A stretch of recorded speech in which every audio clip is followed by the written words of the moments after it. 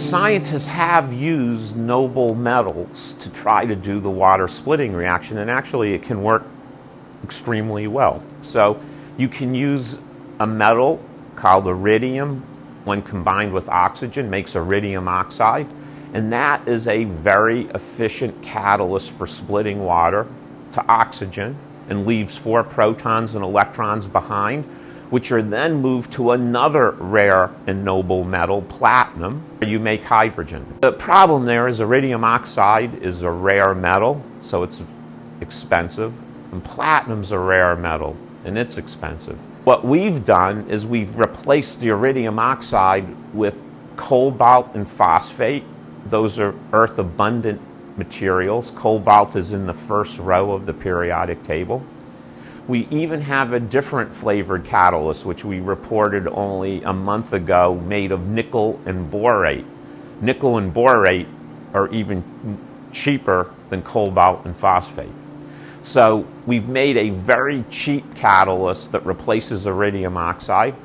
And then the other really neat thing is, because the catalyst that I invented simply works out of a glass of water, we were able to invent another catalyst to take the 4 electrons and protons to make hydrogen out of very cheap metals and get rid of the platinum.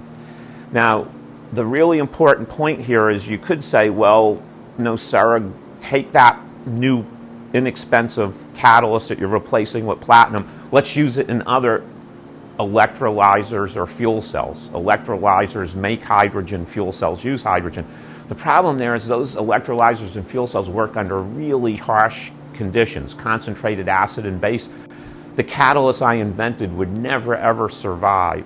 What my catalyst did is it combined best of both worlds. It's a cheap catalyst, meaning it's the stuff that's used in alkaline electrolyzers like metal oxide, but it doesn't corrode in water, so I don't need iridium or platinum. Now, why doesn't it corrode? It's because the science discovery we had to make is, could we build a catalyst that operates in real time, that actually fixes itself or heals itself as it's operating?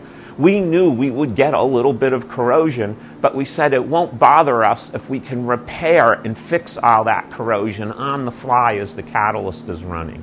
If you think about personalized energy, the scale-up isn't a big problem. It's not as a daunting problem, because I'm doing something on the bench to make energy, and my scale-up isn't that far from the bench, because as a single person, you don't need as much energy as 1 million people. You need 1/1,000,000th amount of energy. So I don't need to scale to 1 million. I need to scale to 1. Then how do I get to the other 1 million people? I do that with manufacturing. If you really want to solve this energy problem, you have to start thinking more seriously about systems costs and then what science you can do to make that science happen. What I'm saying right now is nothing new than what the Secretary of Energy has been saying. Go read what Dr. Chu has been saying, who's been challenging the community, saying a bunch of papers isn't enough anymore. We need to get the job done.